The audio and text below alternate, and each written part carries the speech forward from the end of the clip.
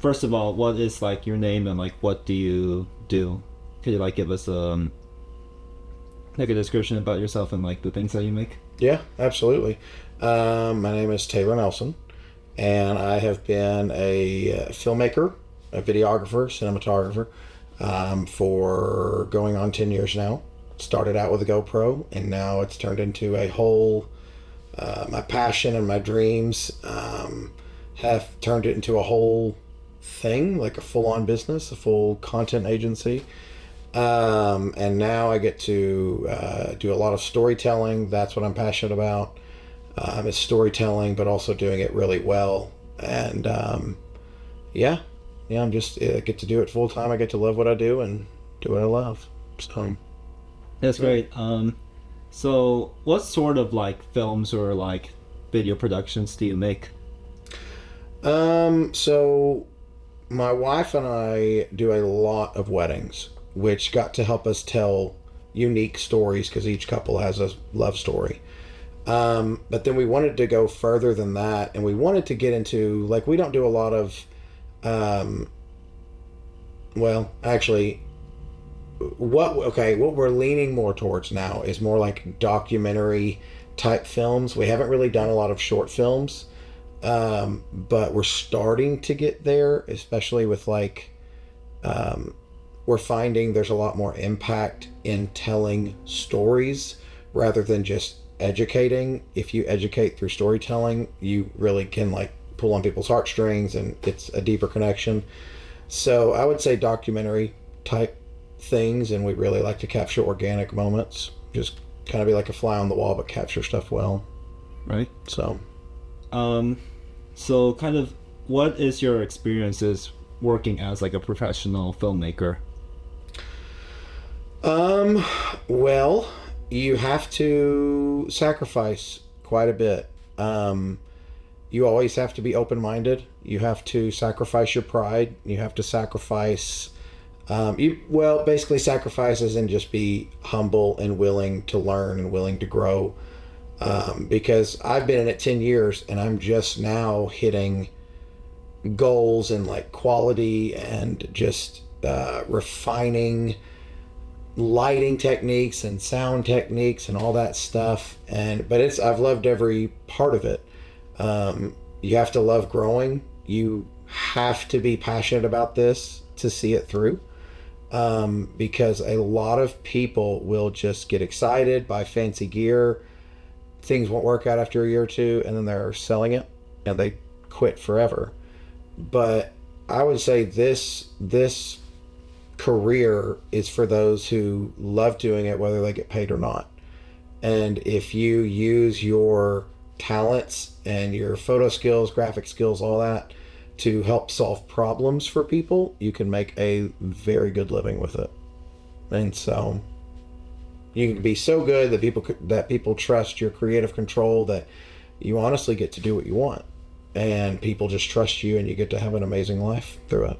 So yeah. What was your favorite project that you worked on? Oh, um, my favorite project that we've worked on. I honestly think it is our recent. So we have a youth conference here. I'm also a youth pastor. So um, for our youth ministry, we have a conference that we do every year, and it's called Day One Conference. Um, and we have started to tell stories through the promotional videos that we're doing for it. And so getting to film my first type of short film has been really eye-opening, to where I'm like, maybe I do want to get into movie making one day, or maybe like into the whole Hollywood film thing. I mean, that would be cool, but it's the whole idea of you crafting every bit of the story. You're not just capturing somebody else's story, but you take a dream or an idea, and then you brainstorm it with other creative people, and then you dream it, and then you put it on a board, and then you're like, okay, let's find the chess pieces that can move with this to make this thing a reality. And that's currently what I'm working on now. And so just designing every aspect of that, having my hands all around it, the audio, sound effects, the visuals, everything. I don't know, it's like putting together a big, beautiful puzzle that I dreamed about.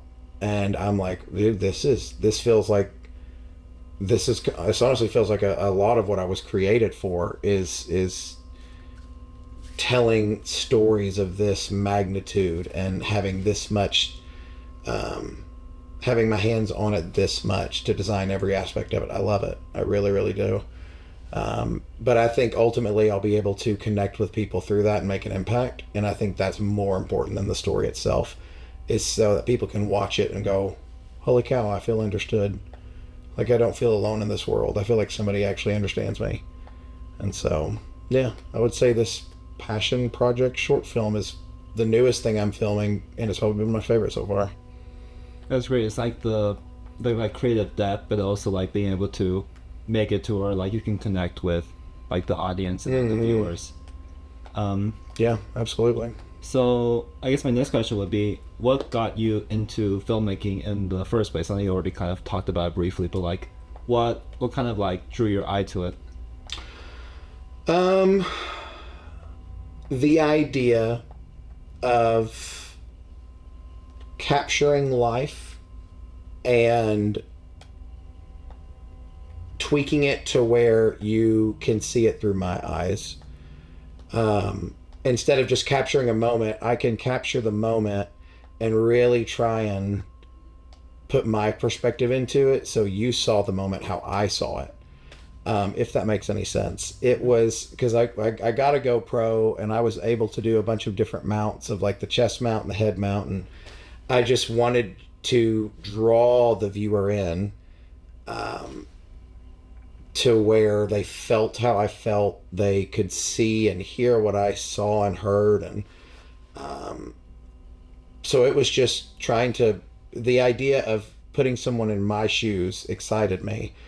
And I never thought anything about it. I thought it was just a hobby. And then one day we were at a wedding expo, and my buddy was like, hey, this mom is looking for somebody to do a wedding video for her bride. Can you do it? And I was like, a wedding video? What on earth is that? And they were like, they'll pay $500 to do it. And I was like, oh, yeah, sign me up. Let's do it. And so I faked like I knew what I was doing.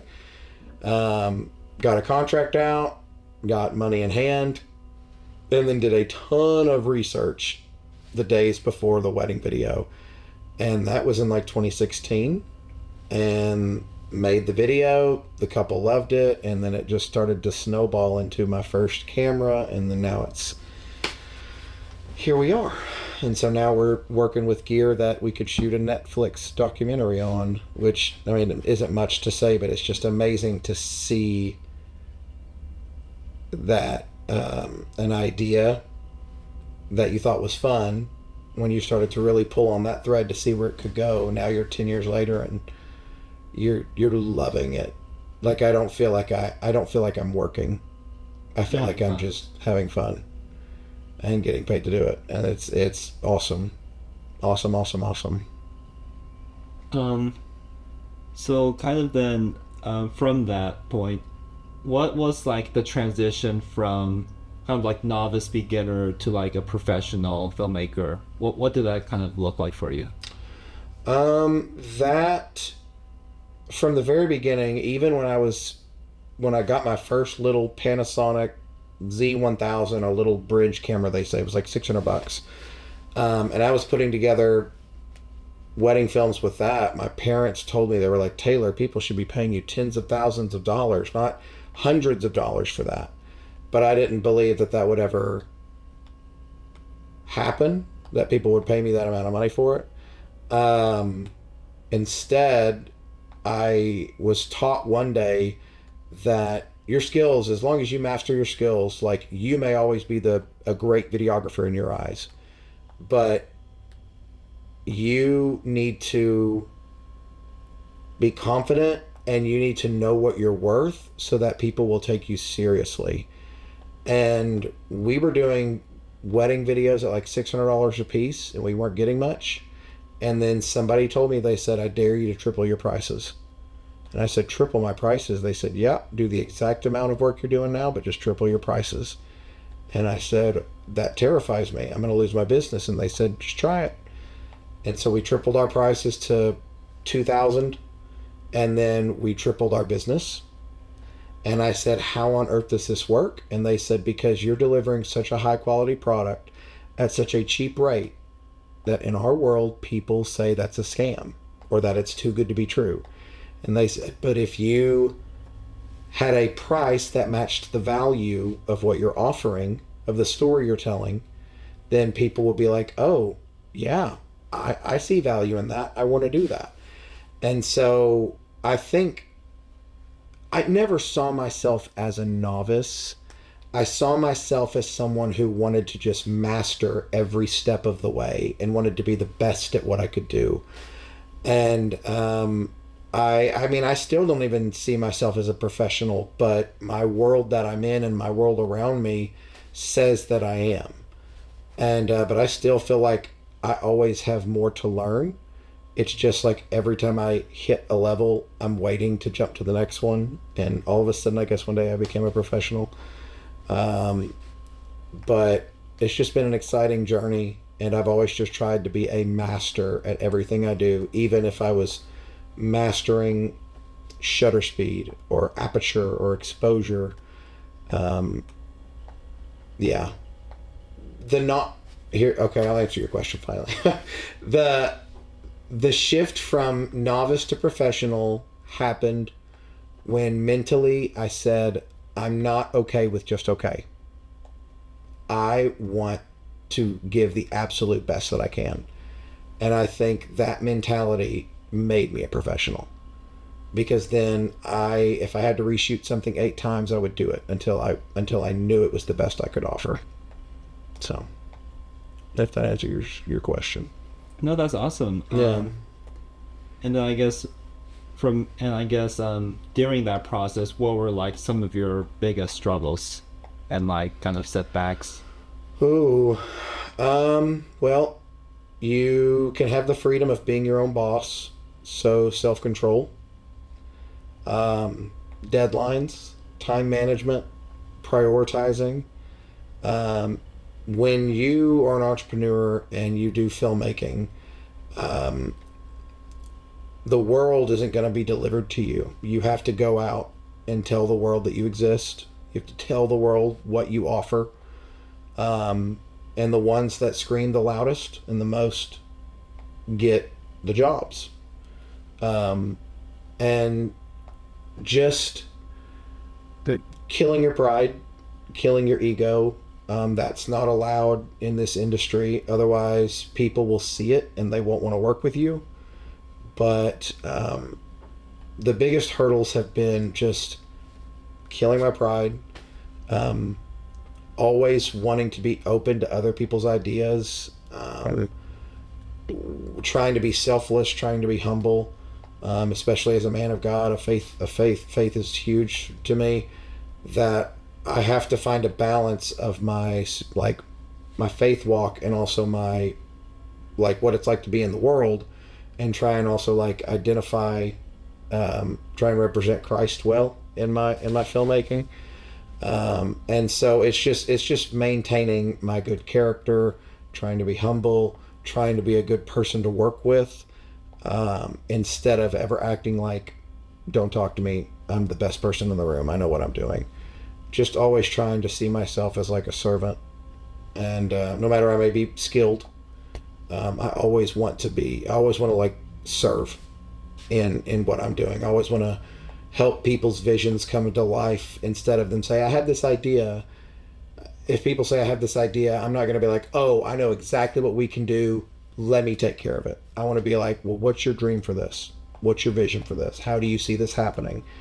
Because if I can serve them and use my talents to do that, then I think it's a win throughout all of it. So just keeping my heart in check, being humble, being ready to help others succeed. That has been the biggest hurdle, is to be selfless and to help others succeed. So, yeah. That's great. That's very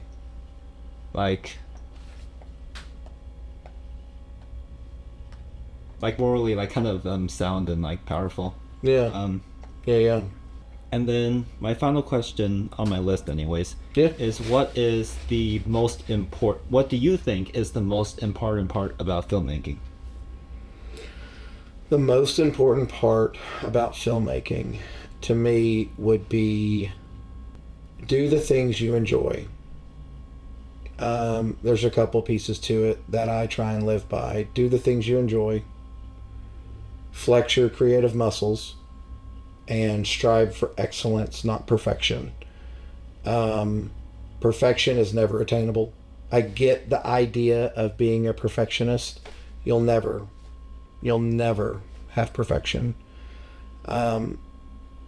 And even if you work with people and those people you expect perfection out of them, they'll never get it. And so you'll just disappoint yourself and be disappointed. And so somebody taught me in ministry, they said, don't be a perfectionist, strive for excellence. Because that means that everybody has a seat at the table. And all they have to do is just bring their best, and that's it. So if you can tell yourself, if I'm giving my best, that's good enough for me. And then am I going to do the projects that I actually enjoy doing? And do I get to have a little bit of creative freedom? I don't need all of it, but it's important that people can trust me, and then I can say, I think I can do this if you trust me. I think I can do this. And so just do what you love. Just do what you love, because if not, then you're going to get burnt out and you're going to end up hating something that you dreamed about one day. And so, yeah, I would say that. All right. I guess kind of like maybe a side question. Yeah. Would be right now I am working on a documentary. Yeah. Actually, I'm filming tomorrow. It's for like neurodiversity, and I like the school system and stuff.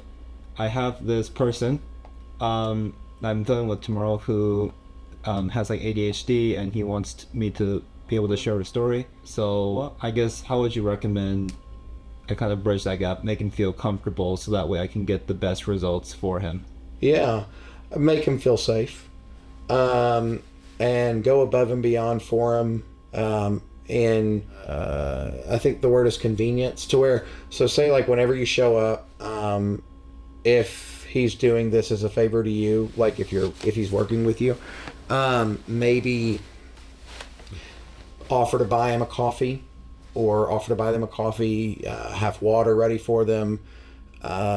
Just make them feel kind of, hey, this is your moment. I thank you so much for doing this. Make them feel appreciated, cherished. Be friendly with them.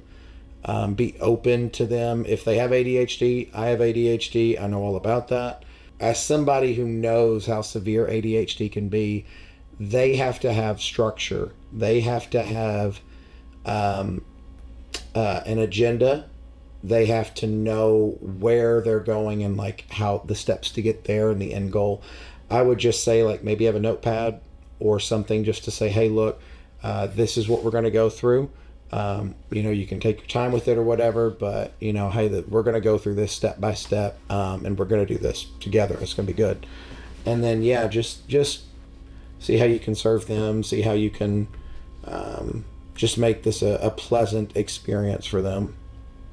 And so, All right. yeah, Thank you for the advice, and also thank you for doing the interview. absolutely. That'll be it for today. Thank you so much. You're very welcome. Thank you so much.